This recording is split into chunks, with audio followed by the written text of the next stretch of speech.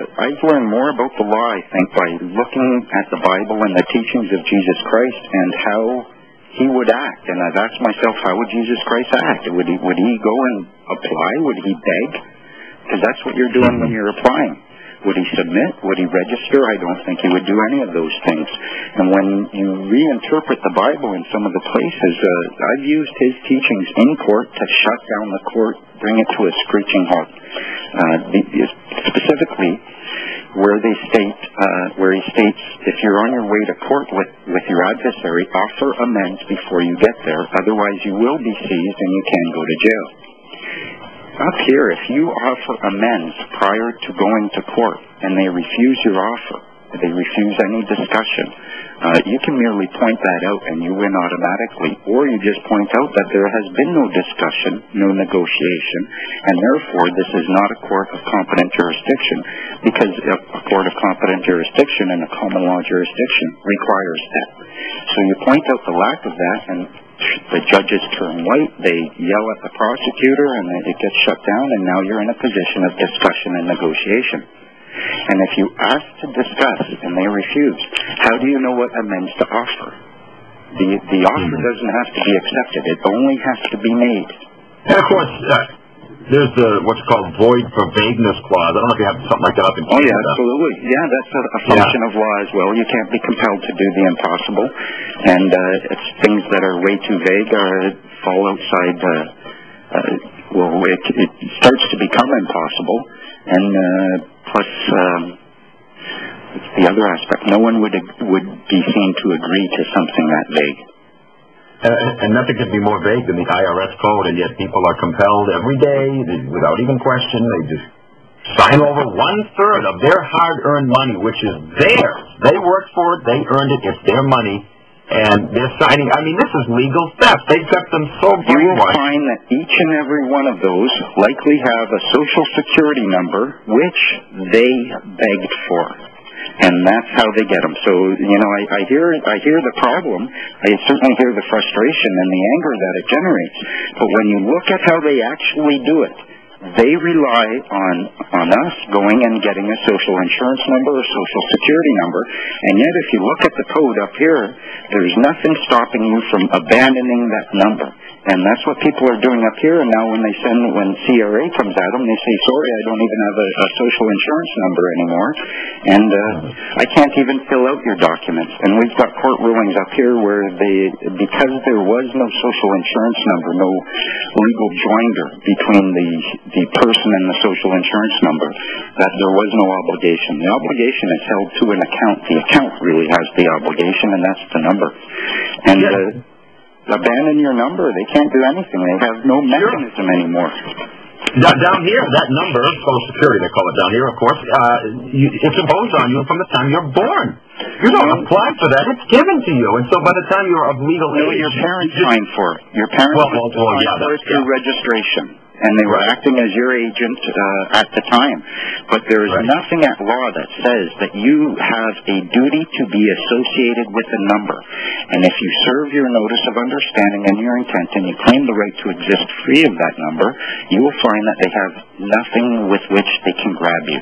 It's kind of like they've been told anyone wearing a rain jacket you can affect, but you can't stop people from taking it off. And if you take it off, run around essentially, as Jesus said, like a child, be unregistered, be naked of your person, and they have nothing to attach to. Nothing. Yeah. What I try to teach people to do up here, instead of arguing with them and getting angry about it, you do what is called a conditional acceptance. Whatever claims they make, and it could be something along the lines of them claiming the right to poke you in the eye with a sharp, pointy stick.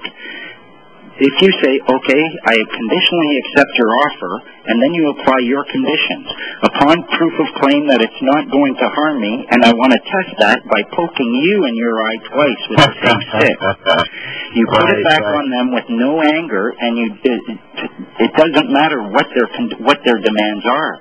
What matters then is how you respond and what conditions you attach, and there is no conflict because all you are doing is discussing and negotiating.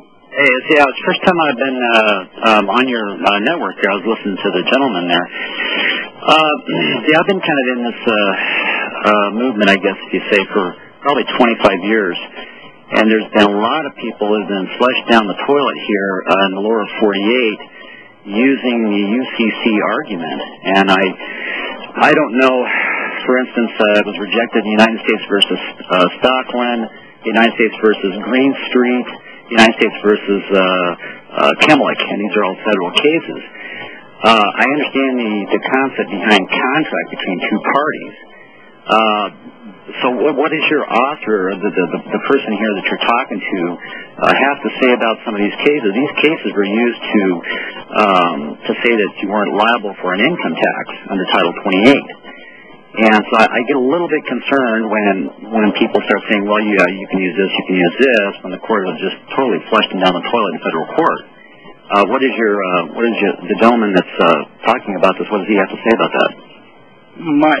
First of all, I'm not familiar with those cases, so I certainly wouldn't feel comfortable commenting directly. But what we're finding up here is that we have in our code the right to disobey any court, and you could craft a path where it doesn't matter what the courts have said. You don't consent to that. It doesn't matter what the code says, what the IRS say, because you don't consent to any of them. And if you do it properly, there's nothing these people can do.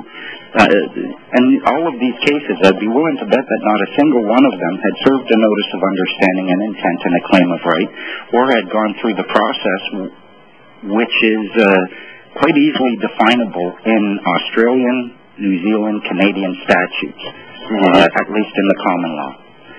Okay. I'm sorry, go ahead. And what I would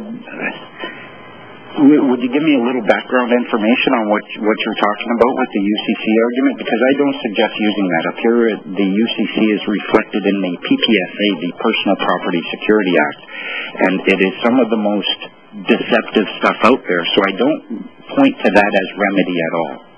Right. I haven't actually gone through and read each case, but I know that there's been a lot of stuff like this, the fringe on the floor. Well, understand something right up front that a lot of times if you lose a case doesn't mean that the law is in favor of the courts and against you.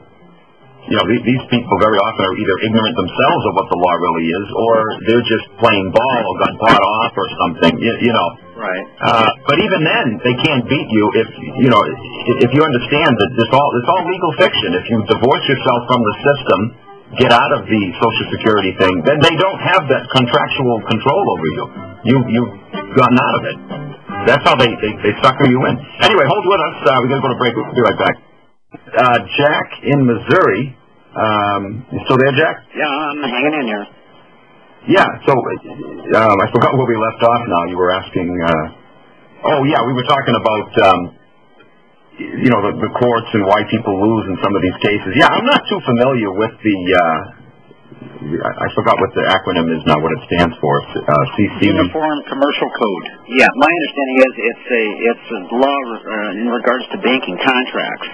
It's essentially the law that refers to commerce if you wish to operate with limited liability. Mm-hmm. If you want to engage in a profit-making endeavor and you wish to do it with the limited liability that is presently offered, then this is the body of words that is going to be governing you.